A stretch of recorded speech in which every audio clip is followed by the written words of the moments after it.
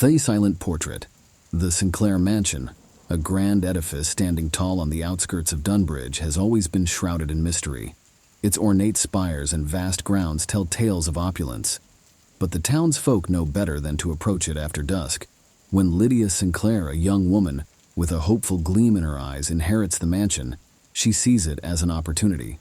A fresh start away from the bustling city, and a chance to reconnect with her family's storied past. But the mansion, with its echoing halls and shadowy corners, holds secrets that have been buried for decades. Upon her arrival, Lydia is greeted by the mansion's long-serving housekeeper, Mrs. Agatha Moore. Agatha, with her silver hair and piercing gaze, is a living testament to the mansion's history. She has served the Sinclair family for as long as anyone can remember and knows the mansion like the back of her hand. But even she hesitates when Lydia mentions a locked room she discovered on her first day. As Lydia delves deeper into the mansion's mysteries, she's joined by her childhood friend, Thomas Granger. An investigative journalist by profession, Thomas's curiosity is piqued by the tales of the mansion and its former inhabitants. But nothing prepares them for the discovery of a portrait, a haunting image that bears an uncanny resemblance to Lydia, and a name from the past that threatens to unravel the future. In the heart of Dunbridge, a tale of betrayal, mystery, and a curse that transcends time begins to unfold. The Sinclair Mansion, with its silent walls and watchful portraits, is ready to tell its story. The mansion, with its sprawling rooms and endless corridors, was a labyrinth waiting to be explored. On her third day, Lydia stumbled upon a door unlike any other in the house. Its dark oak was weathered, and a heavy iron lock held it firmly shut. Intrigued, Lydia mentioned it to Mrs. Moore over breakfast. With a hesitant nod, the elderly housekeeper retrieved a rusty key from her apron pocket. "This room," she began, her voice quivering slightly, "hasn't been opened in decades. It belonged to a relative long forgotten." As the key turned, the door creaked open to reveal a grand study. Sunlight filtered through the dusty drapes, casting a golden hue over the room. Bookshelves lined the walls filled with ancient tomes and manuscripts, but what caught Lydia's attention was the large, ornate portrait hanging above the fireplace.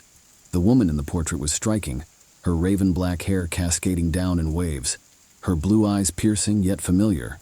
Dressed in a gown from the late 1800s, she bore an uncanny resemblance to Lydia. Below the portrait, a brass nameplate gleamed in the dim light, reading, "Lillian Sinclair, 1872. Lydia's heart raced. "Who was she?" she whispered, unable to tear her gaze away. Mrs. Moore, her face pale, replied, "Lillian was your great-great-aunt, a woman of beauty and grace, but her life was shrouded in mystery. Many say this room was her sanctuary." As Lydia approached the portrait, she felt an inexplicable connection, a bond that transcended time. The discovery of the portrait was just the beginning, a doorway into the mansion's hidden past and the secrets it guarded. The days following the discovery of the portrait were marked by a series of inexplicable events. Lydia, once enamored by the mansion's grandeur, now felt an undercurrent of unease. The once welcoming halls seemed to shift and change, leading her down unfamiliar paths. One morning, Lydia found a vase of fresh roses on her bedside table. Assuming it was a kind gesture from Mrs. Moore, she thanked the housekeeper. But Mrs. Moore's bewildered expression revealed she had no hand in it. "No one has brought fresh roses into this house for years," she murmured. Then there were the cold drafts. Despite the mansion's sturdy construction and the warmth of summer outside, certain rooms would turn inexplicably cold. The study where Lillian's portrait hung was the epicenter. Every time Lydia entered, she felt a chill, as if the very air was trying to communicate a long-held sorrow. But the most disconcerting of all was the portrait itself. Lillian's once serene expression seemed to evolve. Some days, her eyes appeared mournful. Others, they held a hint of anger. Lydia even swore she once saw a tear glistening on Lillian's cheek, only to find it gone when she looked again. One evening, as Doug settled, Lydia was reading in the drawing room when she felt a presence behind her. Turning around, she found no one. Yet the unmistakable scent of Lillian's roses lingered in the air. Thomas, witnessing Lydia's growing distress, tried to rationalize the events. "Old houses have their quirks," he'd say, but even he couldn't deny the palpable tension that seemed to envelop the mansion. The Sinclair Mansion, once a symbol of hope for Lydia, was revealing its darker side, and the portrait of Lillian Sinclair was at the heart of it all. The sun was setting, casting a warm orange glow over the Sinclair Mansion, when a familiar car pulled up the driveway. Thomas Granger, with his tousled hair and ever-present notebook, stepped out. He had received Lydia's letter detailing the strange occurrences and, concerned for his childhood friend, decided to pay a visit. Lydia, upon seeing Thomas, felt a rush of relief. His presence, always grounded and logical, was a welcome contrast to the mansion's eerie atmosphere. They embraced, and Lydia quickly filled him in on the events of the past week. Thomas, ever the investigative journalist, was immediately intrigued. A portrait that changes expressions? Cold drafts in the middle of summer? This is a mystery begging to be unraveled, he mused, his eyes sparkling with curiosity.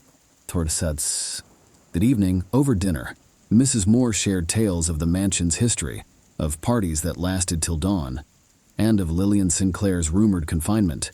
Thomas listened intently, scribbling notes and asking pointed questions. After dinner, the duo ventured into the study. The room, bathed in the soft glow of candlelight, seemed almost alive. The portrait of Lillian, with its hauntingly familiar eyes, watched them intently. Thomas, after a long examination, remarked, "There's more to this painting than meets the eye. We need to dig deeper." Over the next few days, Thomas and Lydia scoured the mansion's archives, piecing together the fragmented history of Lillian Sinclair. Late-night discussions, theories, and speculations filled the mansion's halls. But as Thomas delved deeper into the mystery, the unsettling occurrences intensified. It was clear that the mansion, or perhaps Lillian herself, was reacting to their investigations. And while Thomas's arrival brought a sense of hope and determination, it also ushered in a new chapter of uncertainty and fear. In the mansion's attic, amidst dusty trunks and forgotten memorabilia, Thomas and Lydia discovered a chest bearing the Sinclair family crest.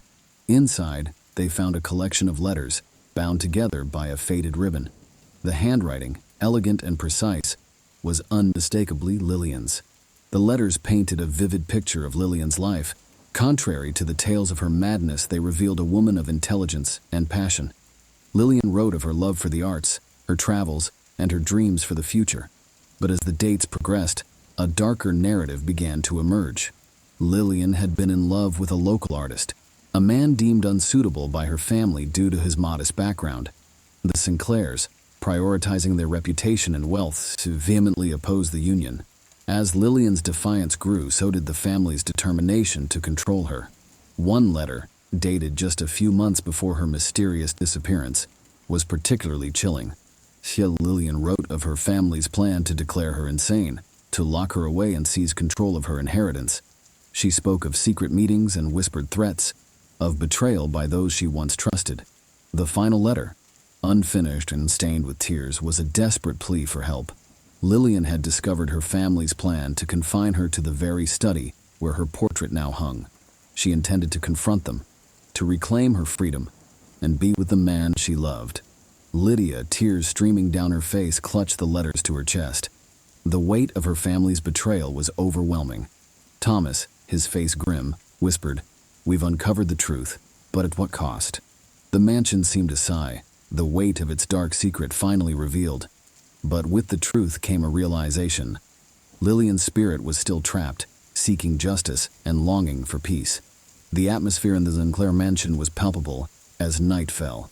The air was thick with anticipation, and every shadow seemed to dance with a life of its own.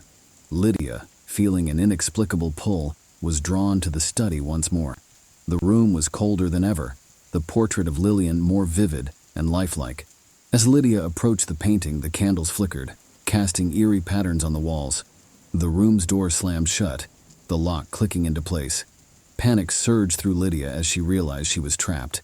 The temperature dropped further, her breath visible in the freezing air. From the depths of the room, a voice emerged. It wasn't an echo or a whisper, but a clear, anguished cry.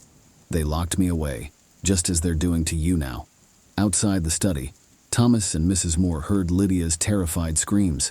They rushed to the door, throwing their weight against it, but it wouldn't budge. Thomas, desperate, searched for another way in, while Mrs. Moore whispered prayers, her hands clasped tightly. Inside, the portrait seemed to come alive. Lillian's eyes, filled with sorrow and rage, met Lydia's. The room was filled with visions of Lillian's final moments, her confrontation with her family, her pleas for understanding, and her ultimate confinement. Suddenly, with a deafening crash, the study's windows shattered, breaking the room's spell. The door swung open, revealing a scene of chaos. The portrait lay on the floor, its frame broken. Lydia, disoriented but unharmed, was cradled in Thomas's arms. But the most chilling sight was the portrait itself. Beside Lillian's tormented face was a new addition, Lydia's visage. Both women forever bound by the mansion's dark legacy. The final night had revealed the depth of the curse, a bond that time could not break. The events of the final night sent shockwaves through Dunbridge. The Sinclair Mansion, once a symbol of prestige and grandeur, was now whispered about in hushed tones, its dark history laid bare for all to see. Lydia, forever changed by her experiences, could not bear to stay. She decided to leave the mansion, seeking solace and healing, away from the haunting memories of her ancestral home. Thomas, ever the journalist, penned a poignant article detailing the tragic history of the Sinclairs. His piece, a blend of historical fact and personal experience, became a sensation. It shed light on the injustices faced by Lillian and the heavy price paid by Lydia. Through his words, the two women received the recognition and empathy they had been denied in life. Mrs. Moore, her loyalty to the Sinclair family unwavering, chose to remain at the mansion. She transformed it into a museum, preserving its history and ensuring that the tales of Lillian and Lydia would never be forgotten. The study, with its shattered portrait, became the centerpiece, a testament to the power of love, betrayal, and redemption. Over time, the Sinclair Mansion regained its place in society, not as a home of opulence, but as a beacon of truth. Visitors from far and wide came to pay their respects, leaving flowers by the portrait in memory of the two women who had been wronged. And as for the mansion itself, some say that on quiet nights, when the moon is full, one can hear the soft laughter of two women, their spirits finally at peace, dancing through the halls, forever united in their shared legacy. Don't forget to like the video and subscribe to the channel for more videos. Write in the comments what you think about this story.